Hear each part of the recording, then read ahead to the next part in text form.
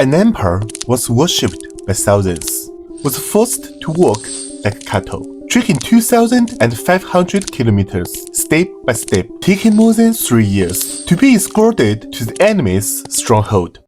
The once untouchable consuls and the noblewomen were stripped bare and thrown in barracks every night, suffering endless humiliation from foreign soldiers. Two nations that signed a treaty to stand together turned from allies into sworn enemies. In just 7 years, the Northern Song Dynasty, spanning 9 emperors, had its 167-year history come to an abrupt end, while the Jin Kingdom, in only its 10th year, destroyed 2 major neighboring powers and instantly became the new ruler. Emperor Huizong, Zhao, one of the rare artistic geniuses in Chinese history, was now naked at the feet of his enemy. He draped a sheepskin over himself, like a real lamb, together with his son, waiting for the victor's judgment. In China's 2,000 years of feudal history, over 400 emperors were born, but a dynasty having 2 emperors captured at once, leading to the total collapse of the nation. This was the only time. But why did the Song Dynasty choose their artist to be emperor? How could the new Jin power within 10 years destroy the Liao and the Northern Song Dynasty, both stronger than itself? And what would be the final fate of Emperor Huizong and Emperor Qinzong? Before we get into the story, let's first understand the balance of power at that time. The year is 1114. As you can see on the vast map of China, Liao and the Northern Song were the biggest powers. 110 years ago, the two countries signed a peace treaty at Chanyuan. They became brother nations, starting a long period of peace. However, undercurrents were moving in the year, shown on the map. The Jurchen people in the east of Liao were originally just loose traps on the edge of the territory, but the Agda, who had led the trap for only a year, gathered 2,500 men and took an oath. He captured Ningjiang, a key border town of Liao. This failed the first shot against Liao. The next year, Jin trashed the Ming Liao army and officially established their own kingdom. From then on, a 3-way standoff between Liao, Jin, and the Northern Song was formed. However, despite their fighting power, Jin did not understand Northern Song's military situation. During the 110 years of peace, Northern Song's economy, agriculture, industry, and science had all reached a world-class level. Plus, the territories of Jin and Northern Song were separated by Bohai Sea and did not touch. Jin believed Northern Song was still a powerful country. So, in 1120, they signed their alliance on the sea with North Song. The alliance had 2 goals. For Jin, join with Northern Song to destroy Liao. For Northern Song, seized the chance to take back the land Liao stole nearly 200 years ago, the 16 prefectures. At this moment, the Jurchen people did not know that the emperor inside the Northern Song palace, still holding a brush and freely expressing his artistic selves, would send them such a huge gift. Emperor Huizong, Zhao, a famous name you cannot avoid in Chinese art history. He mastered many forms of art, especially calligraphy and painting. He practically started an art revolution. His original slender gold style is one of the most unique and technically difficult styles in calligraphy history. It combines thinness, sharpness, and elegance to the extreme. It holds an important place in Chinese calligraphy. His painting skills were superb. He founded the world's first Royal Academy of Painting to train top artistic talents systematically and on a huge scale. But when these artistic heroes land on an emperor, it means a huge disaster. As the 11th child of the previous emperor, Zhao was essentially not qualified to inherit the throne. In 1100, his older brother, Emperor Zhezong, died at only 24 and left no child heir. Finally, with the empress Dowager's favor, Zhao,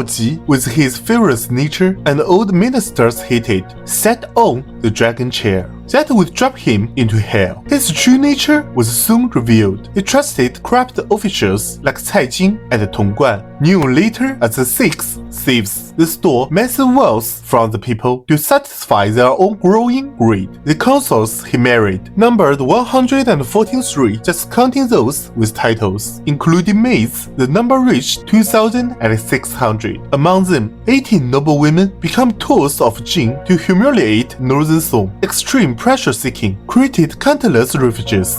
Some refugees became bandits and rebelled, while others were absorbed into the army, but they did not train. Instead, they were put to work building gardens for the emperor. Over time, corruption ran wild in the army. Soldiers lacked training, putting down rebellions just wasted resources. The Northern Song army became a hollow shell, with many people but no fighting power. Despite this, the glory-seeking Zhao, upon hearing about the alliance with Jin, immediately bonded with the idea of taking back the 16 prefectures. He longed for his achievements to surpass his ancestors. Zhao did not know he had pushed himself into a crushing defeat he could not bear. However, faced with failure, Zhao once again showed his shame and cowardice. The alliance on the sea was a treaty signed in 1120 by Jin and Northern Song to attack Liao together. It defined the goals of both sides. Because the two nations were separated by the sea, they agreed to attack the strategic centers close to them. Jin was in charge of attacking Liao's central capital, which is now Ningcheng in Inner Mongolia. Northern Song was in charge of attacking Yanjing, which is now Beijing. The division of benefits was also very clear. Jin would get Liao's land north of the Great Wall. Northern Song would take back the 16 prefectures. Jin would completely replace Liao's position and receive the new treatment from Northern Song that Liao did. Both countries would remain at peace. This was a gentleman's agreement where Northern Song can't lose, but Northern Song's own actions were turning it from the hunter into the prey. Because their territories did not touch, communication often took weeks. They agreed both sides must send troops at the same time, but could not make peace unilaterally without telling the other. But Zhao was the first to break the promise.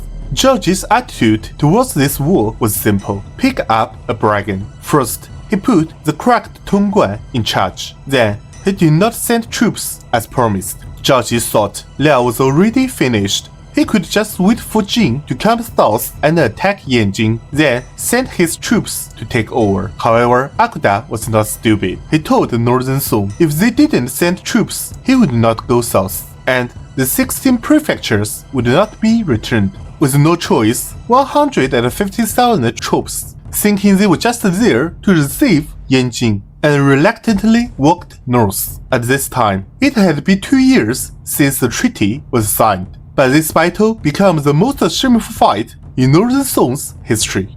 Inside Yanjing at that time, there were only a few thousand Liao remnants, while the 150 Northern Song troops were absolute elites. With such an exaggerated ratio, the Northern Song army spent 5 months and fought 2 major battles but still could not take Yanjing. This army, made of soldiers who just put down rebels in the south, and those living comfortably in the capital, was scattered by a few thousand Liao cavalry. Soldiers trampled each other, countless were dead or injured. Then, the most embarrassing thing in Northern Song history appeared. Tongguan, the front-line commander, for the sake of his own credit, secretly begged the Jin commander, asking them to send troops to capture Yanjing. Now Northern Song had completely broken the treaty. Its weak military power was fully exposed to Jin. This fat sheep greatly increased Akuda's ambition. In December 1122, Jin troops marched south, reaching Yanjing in just 3 days.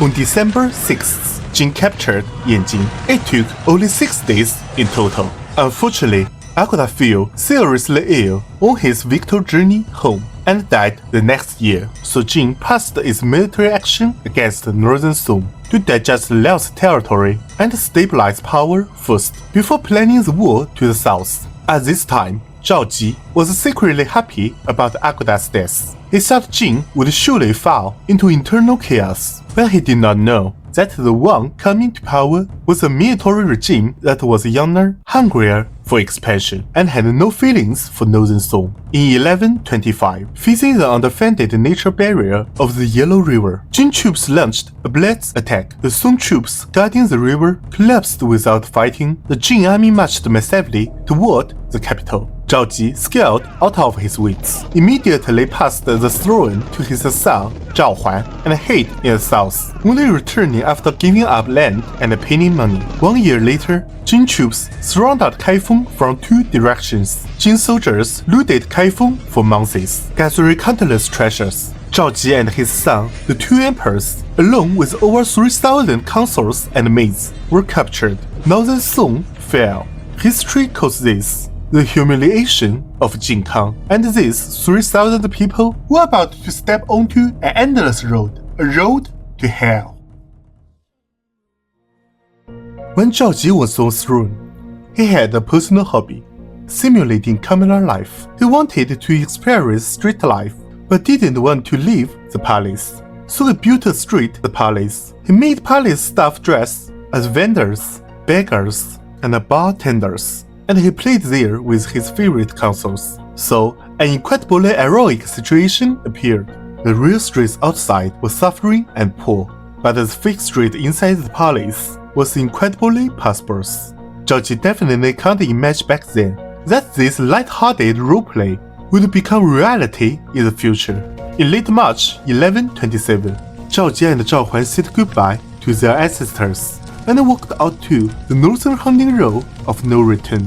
To humiliate the two emperors, the Jin soldiers purposely took a detour, passing through towns along the way, showing off the emperors as trophies. To terrify the people of Northern Song, the captives were dressed in rags. To move faster, the Jin soldiers allowed no rest for the old and sick. The original 2,000-kilometer journey was extended by a quarter. Here is an old Chinese saying, "A fallen phoenix is worse than a chicken." But Zhao Ji and Zhao Huan were emperors after all. Their final strategic value meant Jin soldiers had to deliver them safely to Jin. But those female relatives who used to live in luxury did not receive such good treatment because Northern Song could not pay the war reparations.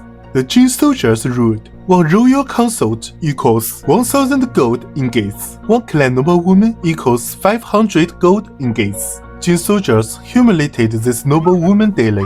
Many who were already pregnant gave birth on the roadside, and their babies were abandoned or kicked to death by Jin soldiers. Low-ranking maids were treated like dirt, for the Jin soldiers used to cattle and grasslands. The beautiful and delicate Northern Song maids were undoubtedly a temptation hard to resist. Whenever it rained heavily, the lonely maids didn't even have tents. Jin soldiers would force them into their tents for shelter, but welcomed them was not warmth, but abuse. Even Zhao Ji's daughter was not spared. Many royal women were sent to the Jin Laundry Bureau.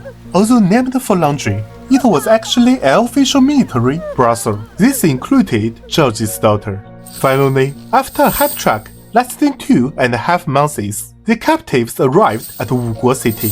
Of the original 3,000 people, less than half remained. But this was not the end of hell. On the 21st day of the 18th lunar month, they would suffer the ultimate humiliation, the rite of leading sheep. This rite required all captives to act like livestock for sacrifice. Men and women alike had to bare their upper bodies. Everyone had to wear a freshly skinned sheepskin. The Northern Song's nobles had ropes put around their necks and were led through the streets, arriving at the Jin ancestral shrine. They were forced to circle and kneel. This symbolized the great Song's emperor and the land had been sacrificed like cattle to the Jin ancestors. After the rite, Empress Zhu, only 26, drowned herself. She used the death to protect the royal dignity and the national integrity. Zhao Ji, this cowardly emperor, facing one humiliation after another, chose to live humbly, until 7 years later when he finally died on illness. The Song people's fantasy of the two emperors' return was destroyed. It also marked Jing officially replacing Liao, becoming the new overlord of East Asia. And the most amazing part of history lies in its karma. The golden age of Jing lasted only 100 years. 105 years later, a grass leader named Temujin, in almost the same way, joined with the Southern Song to destroy Jing. Later, generations call him Genghis Khan. The Southern Song general Meng Gong took the remains of Jing Emperor, who hanged himself, to the imperial temple, in another way avenging the blood feud of the past. History seems to love playing jokes. It like Northern Song, a dynasty that valued integrity and gave birth to countless tough heroes, perish in the most shameful way in history. A massive anti-Jin movement rose among the people. The well-organized 8-character army attracted huge numbers of loyal militia from the two river regions, totaling more than 100,000 men. Their momentum was huge, posing a serious threat to Jin army, finally becoming the regular army of Southern Song. But the weak performance of the former emperor and the huge humiliation inflicted by the enemy become an obstacle of Southern Song to take back the emperor. And so, because of one incompetent emperor, the Song, which longed to recover the land lost for 200 years, lost even more territory. 152 years later, the Mongol Iron Cavalry trampled the Central Plains dynasties. But this time, Southern Song fought until the very last moment. At the end of the story, Lu Xiufu held the 9-year-old emperor and dropped into the sea. 100,000 soldiers and civilians died together at the sea, preserving the last integrity of Southern Song. But Zhao Ji and his son would never understand when a nation is at stake. Integrity is greater than life and death.